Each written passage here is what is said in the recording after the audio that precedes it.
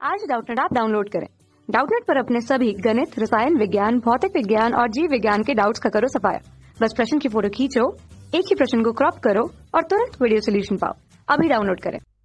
Hello friends, तो आज जो हम क्वेश्चन करने जा रहे हैं दोस्तों वो है कॉम्प्रिहेंशन स्किल्स पर बेस्ड, जिसमें हमें क्या करना है, हमें ये देखना है कि जो पैराग्राफ हमें दिया गया है उसमें क्या मीनिंग आ रहा है। हमें उस मीनिंग को कॉम्प्रिहेंड करना है और फिर उस मीनिंग के बेसिस पर जो क्वेश्चन हमसे पूछा गया है उसका जवाब देना है।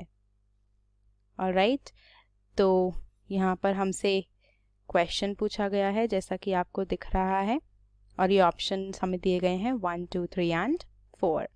तो चलिए चलते हैं पैराग्राफ की तरफ और मीनिंग देखते हैं। दोस्तों, पैराग्राफ कहता है, personally I have been very fortunate and almost inevitably I have received courtesy from my own countryman as well as from the English. तो यहाँ पर जो ऑथर है वो ये कह रहा है कि पर्सनली मतलब कुछ ऐसा हुआ है जो उसके साथ पर्सनल हुआ है, ये सबके साथ रिलेट नहीं कर सकता वो, कि वो बहुत फॉर्चुनेट रहा है। तो फॉर्चुनेट मतलब वो बहुत लकी रहा है। ऑलराइट, तो वो किस चीज़ में लकी रहा है वो हम अभी पढ़ेंगे। एंड ऑलमोस्ट इनएविटेबली, तो ये एक और है फ्रेज जो उसने यूज़ किया है, ऑलमोस्ट इनएविटेबली। ऑलमोस्ट का मतलब कि काफ़ी हद तक, right, to a large extent. यहाँ पर हम इस तरीके से मीनिंग लगा सकते हैं। और जो दूसरा वर्ड है इनएविटेबली, उसका हम मीनिंग यहाँ पर लिख देते हैं। तो जब भी दोस्तों कोई भी चीज़ इनएविटेबल होती है तो वो क्या होती है, वो अनअवॉइडेबल होती है। तो हमें ये देखना है कि उसके साथ जो कोई चीज़ थी वो अनअवॉइडेबल थी, मतलब वो चीज़ जो है लोग काफ़ी हद तक अवॉइड नहीं कर सकते थे, और इस चीज़ में वो काफ़ी लकी रहा है कि वो काफ़ी हद तक अवॉइड नहीं कर सकते थे, तो उन्हें वो चीज़ करनी ही करनी पड़ी थी। आई हैव रिसीव्ड कर्टसी, तो ये चीज़ वो अवॉइड नहीं कर सकते थे। कर्टसी देना, कर्टसी मतलब एक तरीके से रिस्पेक्ट देना, पोलाइट बिहेवियर में बात करना। तो ये चीज़ जो है वो दे ही दे रहे थे हमारे ऑथर को।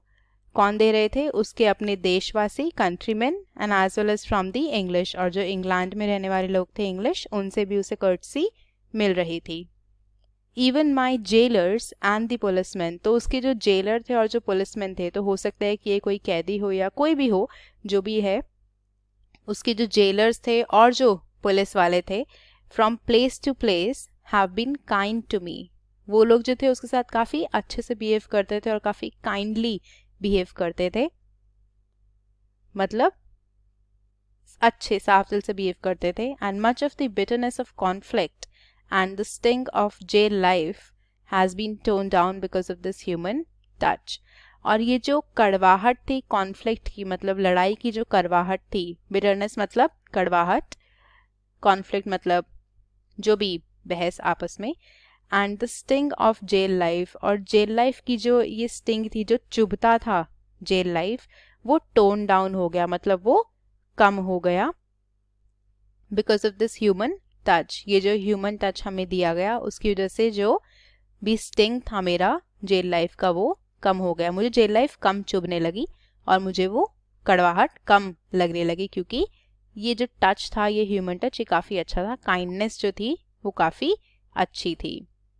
It was not surprising then that my own countrymen should treat me so, for I had gained a measure of notoriety and popularity among them.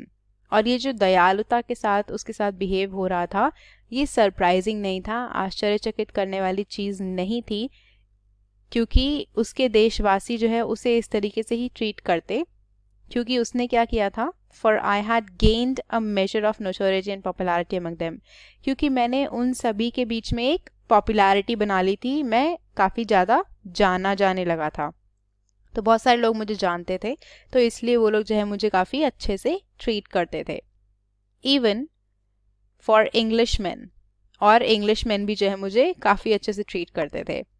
I was an individual and not merely one of the mass. जो English के लोग थे, जो England के लोग थे, उनके लिए भी मैं एक इंसान था और सिर्फ एक भीड़ में एक बंदा नहीं था। And I imagine the fact that I had received my education in England, और मुझे ऐसा लगता है कि मैंने जो अपनी एजुकेशन इंग्लैंड में ली उसकी वजह से मैं इन लोगों के करीब आ गया। It brought me nearer to them. तो इस पैसेज में बात हुई है इस बारे में। अब हम चलते हैं आगे और क्वेश्चन देखते हैं। क्वेश्चन कहता है the writer's own countrymen treated him with love and regard because of the notoriety, as in उसका पॉपुलर होना। इसके लिए वो लोग उसे love and regard and kindness के साथ ट्रीट करते थे। ये यहाँ पर लिखा हुआ है, राइट, नोटोरिटी एंड पॉपुलैरिटी। हमें यही ऑप्शन चॉइस जो है ढूंढना है। ऑप्शन 1 कहता है a human touch in their nature. तो देखिए दोस्तों, ह्यूमन टच जो है वो उसको दे रहे थे। ये नेचर की बात नहीं हो रही है, ये बात हो रही है कि वो लोग उसको जानते थे और वो काफ़ी फेमस था, इसलिए उसको ह्यूमन टच मिल रहा था। तो ये जो ऑप्शन चॉइस है ये कॉन्टेक्स्ट से निकला हुआ है, ये ऊपर बात हो रही है, यहाँ बात नहीं हो रही है। तो ये हमारा आंसर नहीं होगा। हमें नोटोरिटी एंड पॉपुलैरिटी ढूंढना है। दोनों का ही मतलब एक तरीके से वेल नोन होना होता है। Option 2 his good political work. कहीं पर भी उसके पॉलिटिकल वर्क की बात नहीं हुई, हमें नहीं पता ऑथर क्या करता है, तो हम ये नहीं लेंगे। ऑप्शन 3 कहता है his courage and generosity. Again कहीं पर भी ऑथर के करेज एंड उसके काफ़ी अच्छा जनरस होने की बात नहीं हुई, तो यह भी हमारा आंसर नहीं हुआ। ऑप्शन 4 कहता है his wide spread popularity among the masses. Definitely exactly वही चीज़ जो हम ढूंढ रहे थे। तो हमारा आंसर क्या होगा? ऑप्शन चॉइस 4 कि वो जो है फेमस था, उसकी पॉपुलैरिटी थी किसमें? मासेस के बीच में। So that will be the answer for this particular paragraph. Thank you so much for watching the video. कक्षा 6 से 12वीं से लेकर नीट, IIT, JEE वो एडवांस के लेवल तक 1 करोड़ से ज्यादा छात्रों का भरोसा। आज ही डाउनलोड करें डाउटनेट ऐप या व्हाट्सएप करें अपने सारे डाउट्स 8400 400 400 पर।